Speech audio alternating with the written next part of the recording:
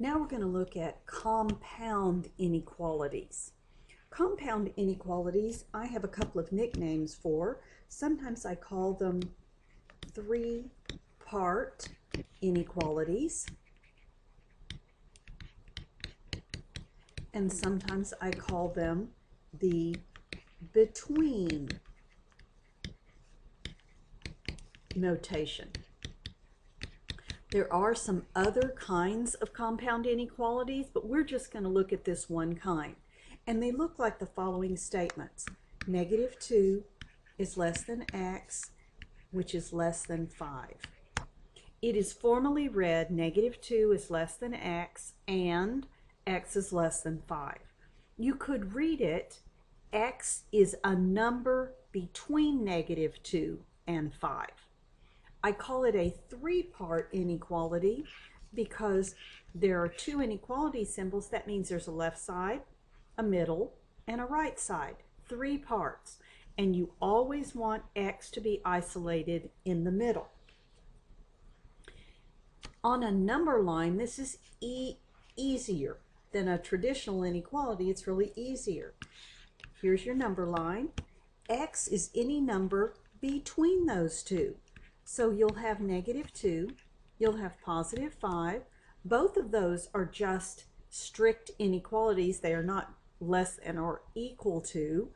So they both get parentheses, and x is any number between those.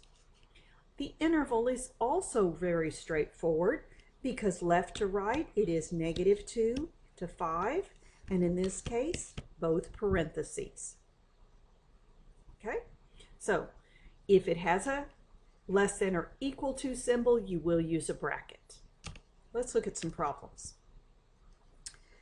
Number 1, graph the inequality and then write it in interval notation.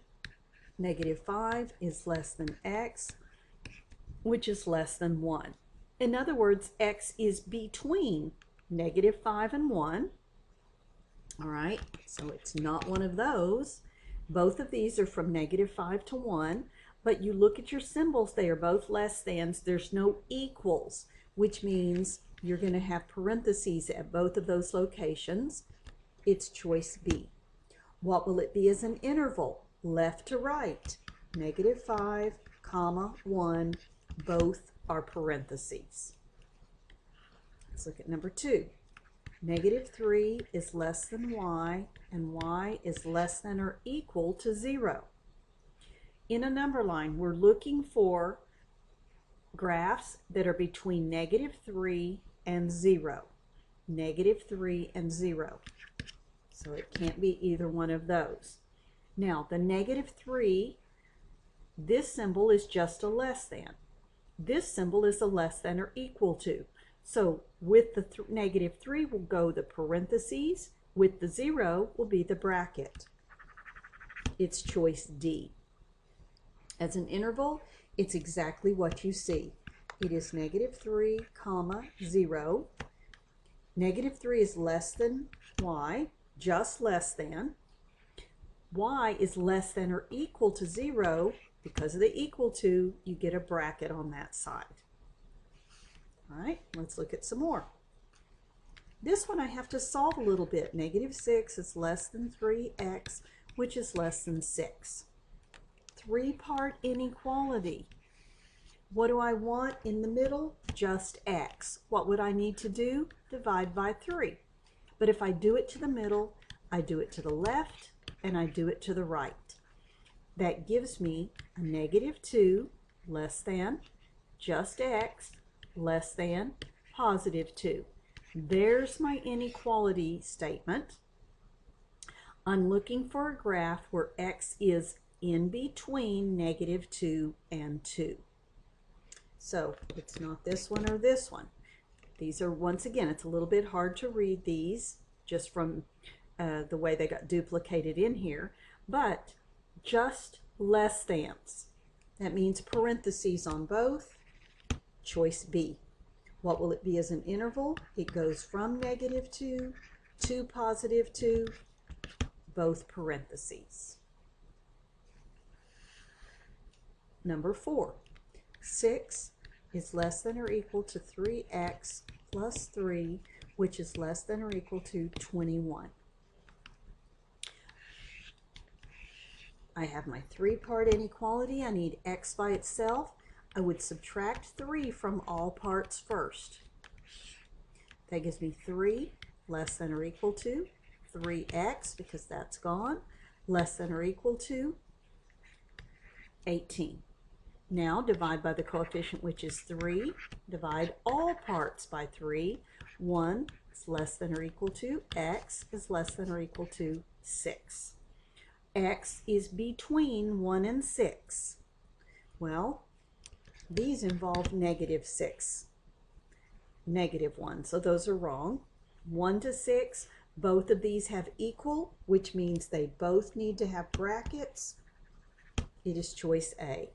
As an interval, left to right, 1, 6, bracket, bracket, because both of them had equal. All right. 2 more problems. I have 6 is less than 2 parentheses x plus 1 less than or equal to 16. All right, let's remember you want x by itself in the middle. Let's simplify. Keep the 6 less than distributive property 2x plus 2 less than or equal to 16. To get x by itself, we're going to subtract 2 from all the parts. That gives me 4 less than 2x less than or equal to 14. Final step to get x by itself is to divide by 2. Divide everything by 2. 2 is less than x less than or equal to 7. So I'm looking for the graph that shows x to be a number between 2 and 7. Not those two. The 2 is going to be a parentheses because of that symbol. The 7 is going to be a bracket because it has equal. That looks like choice A. Then the interval would be from 2 to 7, parentheses, bracket. All right, our last example.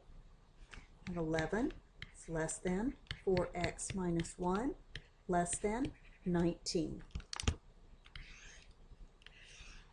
I want x by itself in the middle, so I will add 1 to all 3 parts.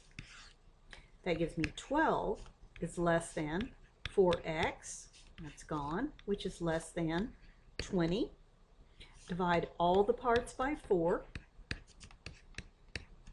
3 is less than x, which is less than 5. So x has to be a value between 3 and 5. Between 3 and 5. So it can't be those two. Both of those are less thans with no equal, which means I need the parentheses. As an interval, that's from 3 to 5, both with parentheses. And hopefully you feel pretty good about solving compound inequalities.